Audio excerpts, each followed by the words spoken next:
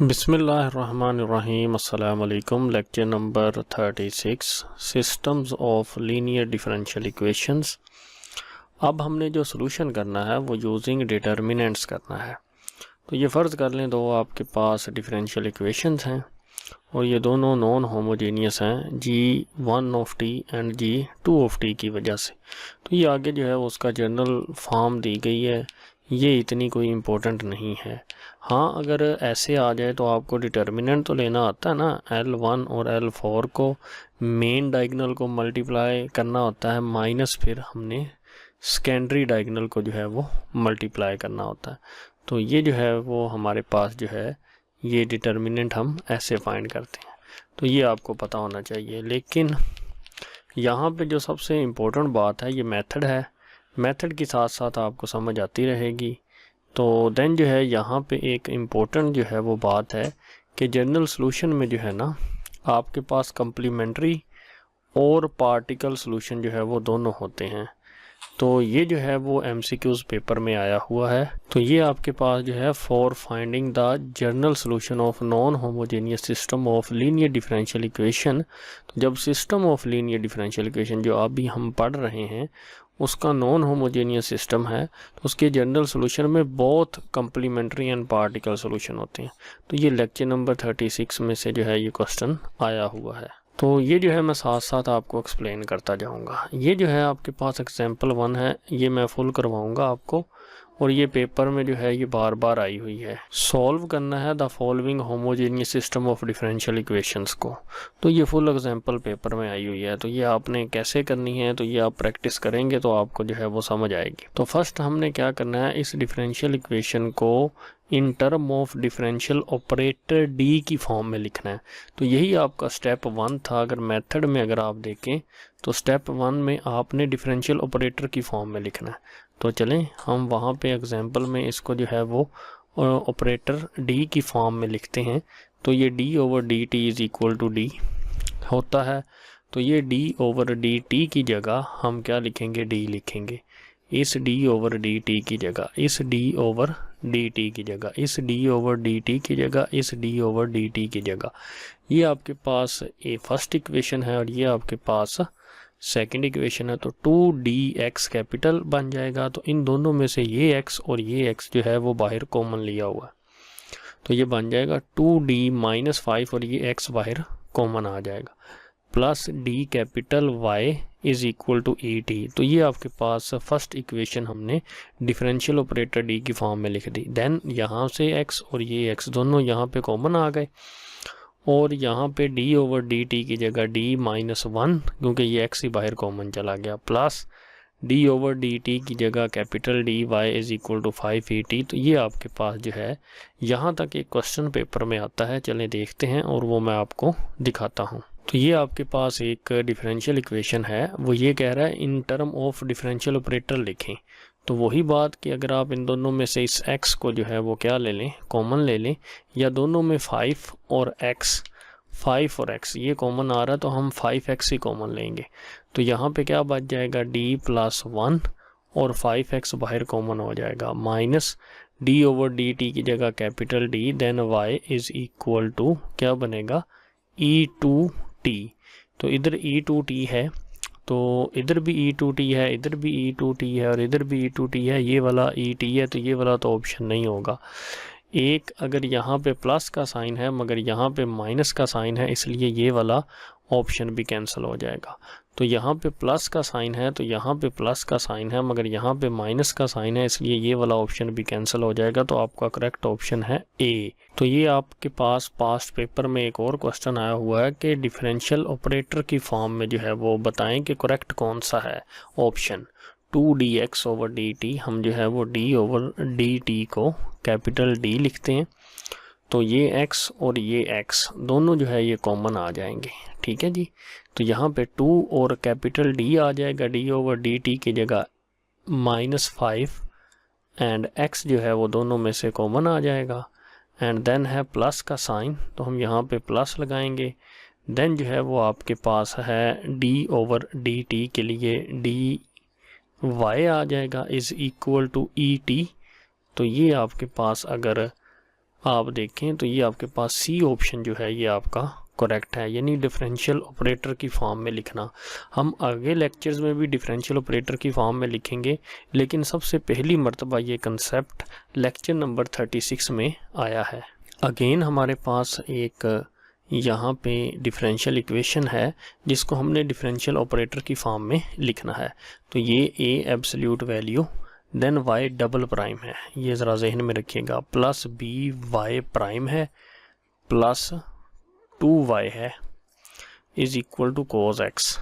चलिए मैं आपको थोड़ा सा एक्सप्लेन करता हूँ। यहाँ पे a एब्सोल्यूट वैल्यू, इसको हम लिख सकते हैं d square y over D x square, क्योंकि यहाँ पे वेरिएबल x इन्वॉल्व हो रहा है तो इसलिए हम x लिखेंगे। तो जैसे पिछली एग्जांपल में था, अगर आप देखते हैं t, तो इसलिए यहाँ पे dt था, यानी e की पावर t थी, तो इसलिए वेरिएबल यहाँ पे क्या इस्तेमाल हो रहा था, t।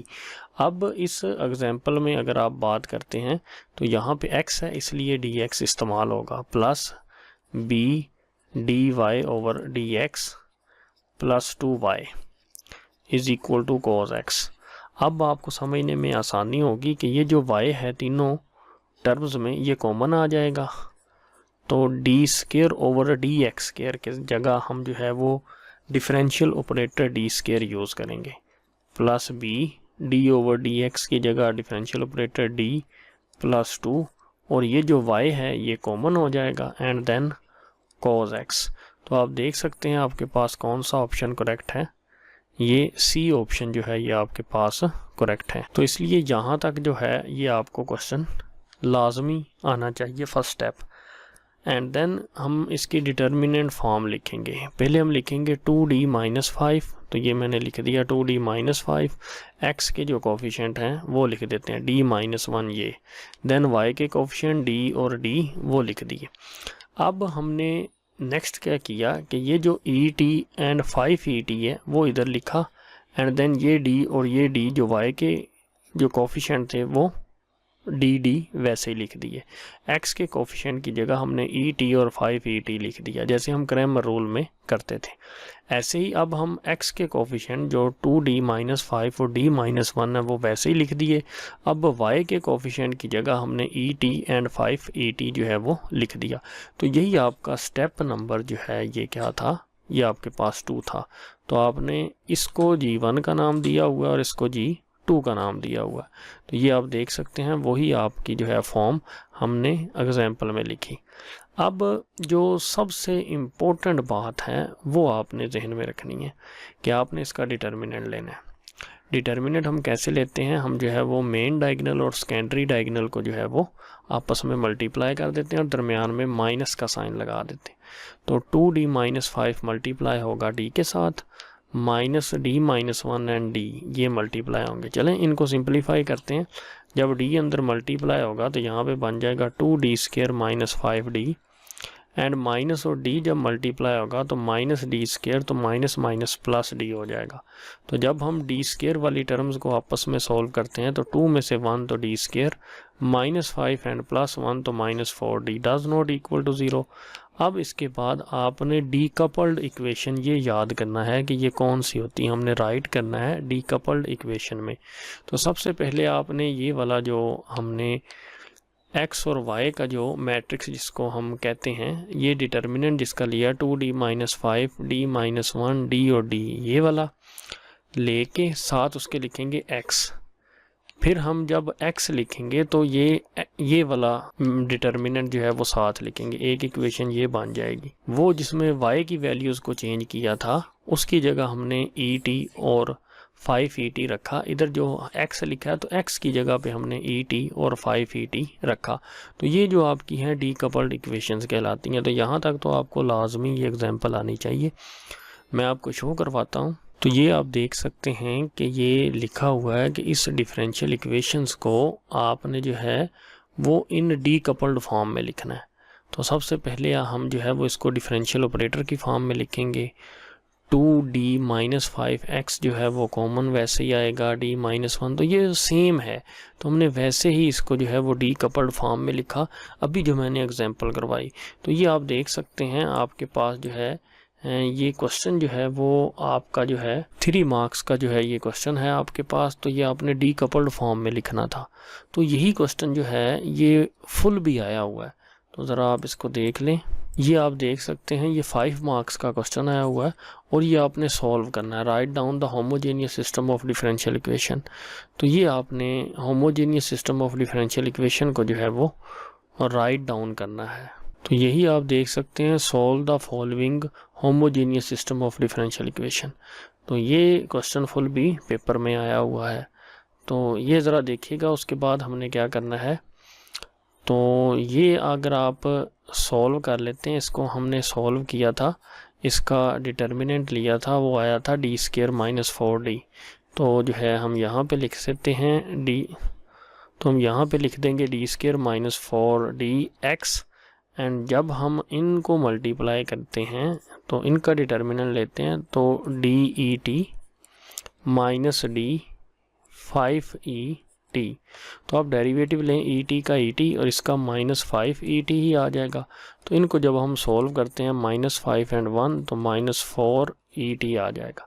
तो ऐसे ही इन दोनों का जब आप डिटर्मिनेंट लेते हैं तो ये 2d माइनस 5 एंड 5et आ जाएगा यहाँ पे, and minus D minus 1et आ जाएगा यहाँ पे। मतलब इन दोनों को मल्टीप्लाई किया, इन दोनों को मल्टीप्लाई किया, दरमियान में हमने माइनस का साइन लगाया।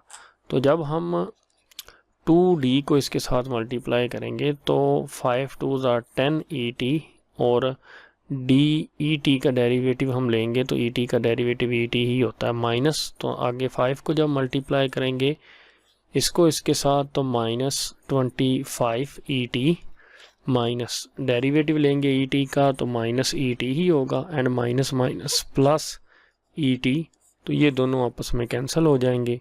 तो जब आप इन दोनों को सॉल्व करेंगे -25 एंड 10 तो -15et आपका आंसर आ जाएगा। तो यही यहाँ पे लिखा हुआ है। उसके बाद हम जो है इसकी एक्सिलरी इक्वेशन बना देंगे, डी की जगह m² minus 4m is equal to 0। वही आपके पास दो रूट्स आ गए। तो इन दोनों का कम्प्लीमेंट्री सोल्यूशन जो है वो क्या होगा, पार्टिकल सोल्यूशन जो है वो इन g की जगह लेते हैं, लेकिन दोनों का कम्प्लीमेंट्री सोल्यूशन सेम होगा, मगर हम जो है वो इधर C1 और C2 कांस्टेंट रखेंगे और इधर C3 और C4 रखेंगे। तो ये आपके पास G1 ऑफ t और ये G2 ऑफ t है। तो ये आपके पास G1 ऑफ t है, ये G2 ऑफ t है। तो हम जो है वो लेक्चर नंबर 17 आई थिंक था जिसमें हम अज्यूम करते थे पार्टिकल सोल्यूशन को, वो टेबल मैंने जो है वो आपको समझाया था। तो XP हमने पार्टिकल सोल्यूशन को अज्यूम किया ET AET और इधर वाले को BET। तो हम जो है वो एक दफ़ा डेरिवेटिव लेंगे, फिर दूसरी दफ़ा डेरिवेटिव लेंगे तो यही आ जाएगा। तो इसका भी एक दफ़ा डेरिवेटिव लेंगे और दूसरी दफ़ा लेंगे तो यही आ जाएगा। तो हम जो है वो आपकी जो डिफरेंशियल इक्वेशन होती थी उसमें इन वैल्यूज़ को पुट कर देते थे। तो ये आपके पास डिफरेंशियल इक्वेशन है। इधर आप P लिख सकते हैं, DP, इधर भी DP एंड DP। तो अगर DP स्क्वायर की वैल्यू जो है वो आप पुट करते हैं यहाँ पे तो वो AET है माइनस, देन जो है वो आपके पास 4 है। DP की वैल्यू जो है वो AET ही है।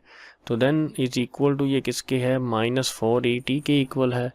तो उसके बाद ऐसे ही आप सेकंड डिफरेंशियल इक्वेशन उसमें यहाँ पे वैल्यू पुट करेंगे BET एंड देन जो है वो इधर BET -4 और यहाँ पे इधर हो जाएगा -15ET। तो यही जो है वो आपके पास आएगी। उसके बाद हम जब इन दोनों को सॉल्व करते हैं तो ये -4 एंड 1 -3 हो जाएगा, ऐसे ही -4 एंड 1 -3 B हो जाएगा। तो जब हम A और B की वैल्यू निकालते हैं तो ये आपके पास A है, इसको इधर ही रहने देते हैं, -4ET ये है और -3ET ये इधर आके क्या हो जाएगा आपके पास डिवाइड हो जाएगा, माइनस माइनस कट जाएंगे, ET और ET कट जाएगा, 4/3। ऐसे ही B की वैल्यू निकलेगी तो ये -15ET over -3ET, minus minus से कैंसल, तो यहाँ पे 3 5s are 15, तो B की वैल्यू 5 आ जाएगी। तो ऐसे ही आपके पास पार्टिकल सोल्यूशन जो अज्यूम किया था आपने x p is equal to a e t, इधर ए की वैल्यू पुट कर देंगे, इधर बी की वैल्यू पुट कर देंगे, तो आपके पास ये आ जाएगा। तो अब जो है वो जनरल सोल्यूशन क्या है, कंप्लीमेंट्री एंड पार्टिकल सोल्यूशन का सम। तो हम जो है वो x का c1 plus c2 e4t plus 4/3 et ये आ जाएगा एंड इसका ये आ जाएगा।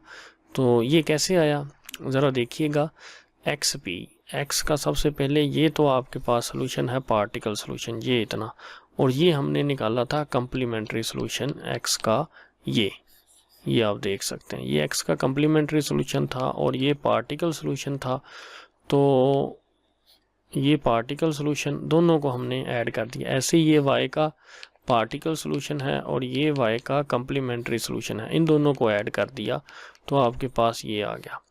अब जो आपके पास सेकंड डिफरेंशियल इक्वेशन थी ना, ये वाली जो इससे पिछले लेक्चर में हमने मेथड किया था, तो हमने फर्स्ट में पुट किया था। अब ये सेकंड जो डिफरेंशियल इक्वेशन है ये वाली, ये मैं राइट कर रहा हूँ यहाँ पे ये। तो अब ज़रा आप गौर कीजिएगा कि ये आपके पास x है, ये x है, ये y है।